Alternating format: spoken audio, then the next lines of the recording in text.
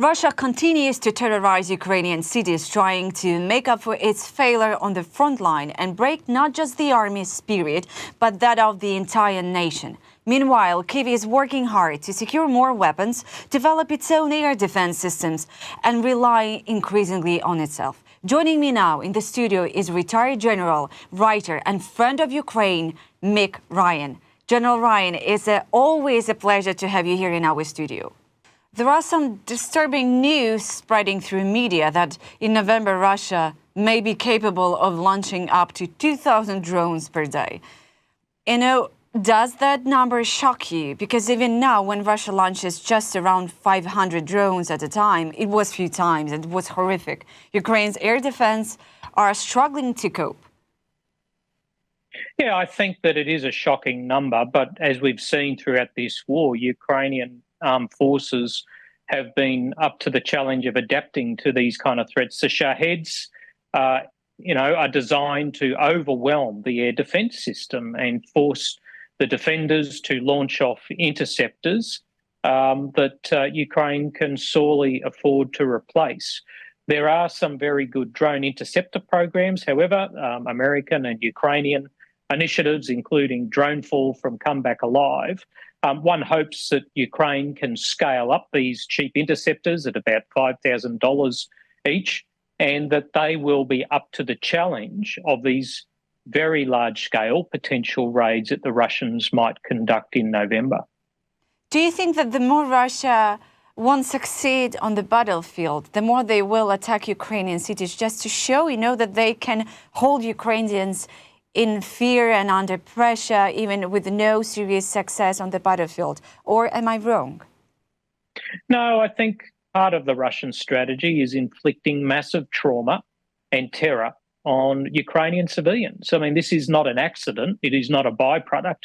It is a deliberate design feature of Russia's strategy to subjugate the people, the government, the nation of Ukraine.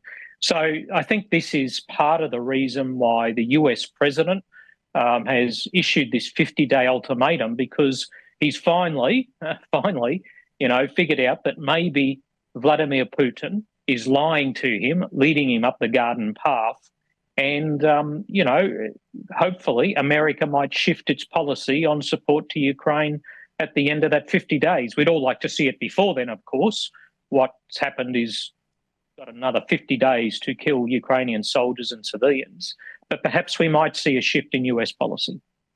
But in such a scenario, should Ukraine consider increasing its own strikes on Russian territory? Remember that Donald Trump was asking Ukrainian president about that. Well, it's hard to see how Russia will stop without Ukraine doing long-range strikes on Russian oil facilities, airfields, munitions depots, factories. I think Ukraine will inevitably have to step up its long-range strikes with larger numbers of long-range drones. Now, Ukraine has, in 3 years, developed an amazing long-range strike capability that, most countries in the world just don't possess. And it is continuously adding different long-range strike weapons to its arsenal. That will have to be part of convincing Putin that he just can't win this war, that the Ukrainian people will not be defeated. And NATO's new Supreme Allied Commander, Europe, General Alexis Grinkevich, has openly warned about a potential dual theater conflict with both Russia and China. Do you believe Western military planning is adapting quickly enough to that reality? Because I see the Western headlines that NATO has a year and a half to be prepared for, Russia to attack them. Do you think they are ready enough? No, we're not ready enough.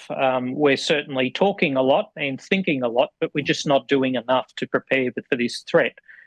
Western militaries need to be able to support Ukraine, deal with the other threats that Russia poses across Europe, as well as deal with the threats that China poses in Asia and that Russia poses, because they have a Pacific fleet as well. It makes sense that if China was to do something against Taiwan or against the Senkakus that are owned by Japan, that Russia would do something in Europe to distract Europe and the United States.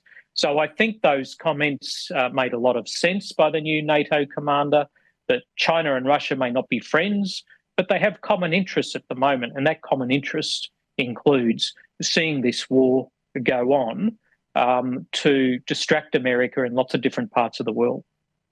Yeah, I will go back to China in a second. You know, it's not a secret that I'm quite a fan of your podcast, of listening to your interviews with other people. And in your recent conversation with Aaron Baumhoff, or maybe I'm mistaken, maybe I'm not spelling it correctly, I'm sorry for that. But you mentioned that Europe is finally recognizing the seriousness of the Russian threat. From the Ukrainian perspective, you know, General Ryan, it's a strange statement, as bombs have been falling here for our heads for years. Why has it taken so long for some European nations to treat Moscow as the threat, which is clearly is?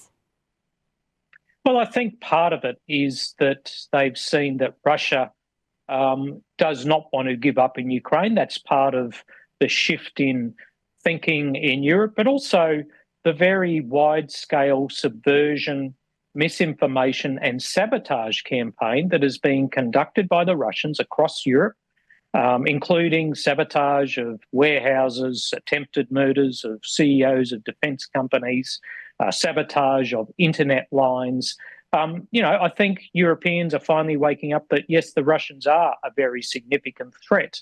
That's a good thing, but we're yet to see the rapid action to build up the size of the militaries, build up defence industrial production that's needed to deter further military aggression from the Russians.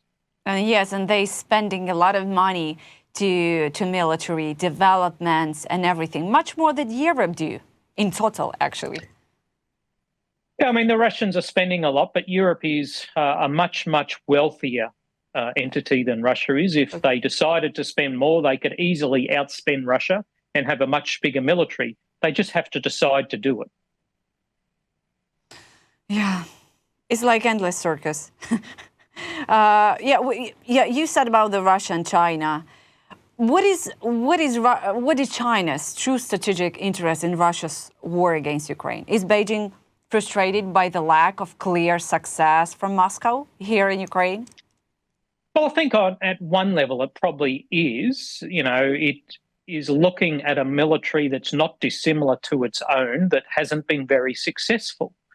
I mean, if we had a look at the American invasion of Iraq after 3 years, and the Americans only owned 12% of Iraq and lost 1 million casualties, we wouldn't say they were winning. And it's the same with Russia. So I think the Chinese are frustrated with that. But at the same time, it is in the Chinese interest for this war to continue, because it keeps the Europeans in Europe, not out in the Pacific. It keeps at least a portion of the US military focused in Europe. And whilst that's happening, the Chinese can do what they're doing in the Pacific to coerce, to threaten, and to engage in other forms of military aggression against many countries in our region, including my own. Oh, well, that's quite disturbing. But in that case, how far is China willing to go in supporting Russia? Where might Beijing draw the line? Well, I think that's a really good question. I think the line is at the direct contribution of military forces. It clearly has not done that. North Korea has. But I think the Chinese are providing a range of dual-use goods, particularly the vast majority of electronics that go into the Shahed drones that are fired in large numbers at Ukraine every single night.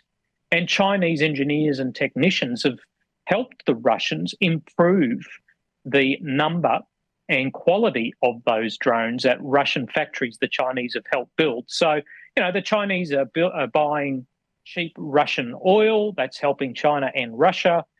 China is amplifying Russian misinformation. That's helping them in the UN. So it's offering a huge amount of assistance, and they are Russia's biggest supporter in this war, unfortunately. You know, as Chinese people say, I don't know how it's in Chinese, but they say that they don't have any enemies, only divergent interests. So when you look on their relation between China and Russia, you understand that very Well, clear. they're certainly acting like Ukraine is its enemy because they're giving a lot of support, physical and moral, to the Russians' brutal campaign against the Ukrainian people. Okay, thank you for clarification. And some Ukrainian officials are saying, privately, that relations between Kyiv and Washington are warming again. And do you see concrete signs of that improvement? Yeah, I think certainly the low point was, the very distressing meeting that we all watched 28 February of President Zelensky in the Oval Office. It was terrible to see him treated that way.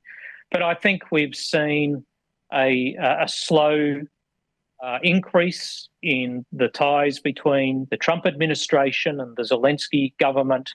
That has been aided by many politicians in Europe. The Germans, the French, the British have helped that relationship strengthen again.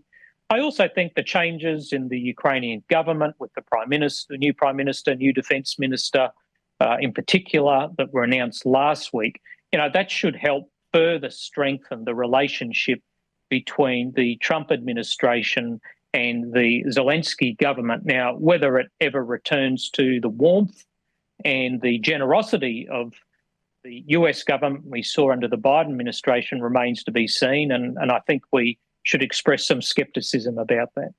Yeah, but General Ryan, they all are the same people. The changes in Ukrainian government, they all are the same.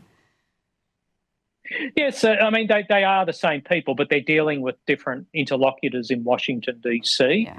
But you're right. I mean, it is the same group of people, and there has been some criticism that there weren't the number of fresh faces that might have been useful in this government. Yeah. I don't want to underestimate and to be disrespectful to what they do to Ukraine, definitely. There are a lot of questions. Why so? And I will always think and ask a lot of experts, it's still a misery to me why Trump giving Putin chance by chance. I don't know what I was reading about the controversial theories about behind that, but what is your view?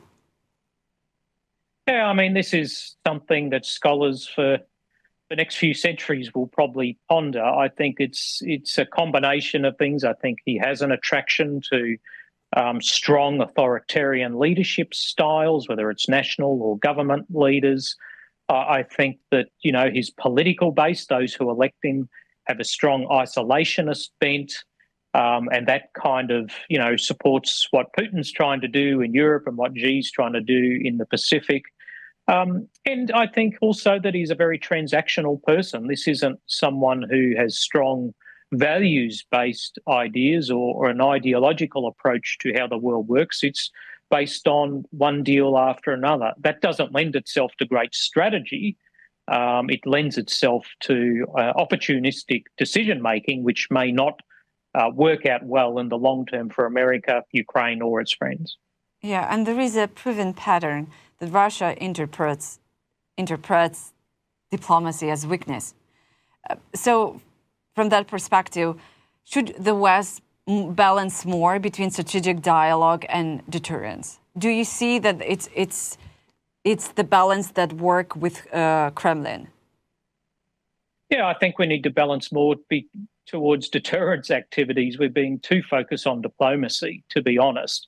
And the Russians have seen this as weakness. I think we need to do more to deter Russian military aggression, to deter their sabotage, their very aggressive covert activities across Europe. You don't do that by talking, you do it through action. So when it comes to rebalancing, we need diplomacy. No one's saying we don't need to do that, but we need more military deterrence to say to them, listen, if you think about doing something, we're going to punch you in the nose. And Mr. Ryan, on the battlefield, Russia seems increasingly brutal, not so much through direct military advances. Unfortunately, they do have, but not as much as they want, but by escalating strikes on Ukrainian cities, definitely. What does this shift tells us about Moscow's long-term strategy? And what do you think about that? Well, I think that, the Russian army hasn't shown a lot of empathy for its own soldiers, so it's happy to throw as many as possible into combat as long as it gains ground. And that really is what it is about at the moment. It's about gaining ground, about seeking where there might be weaknesses in the Ukrainian line and exploiting those weaknesses through ground attacks, through glide bombs, through drones operating around the flanks of Ukrainian units. So this is not an army that cares about its people. It's an army that cares about taking territory, and it doesn't really matter how many people it loses in that process, because in taking territory, it's also attriting the Ukrainian armed forces, but it can also sell a story that every little bit of territory that it is taking brings Russia closer to victory, at least in their minds.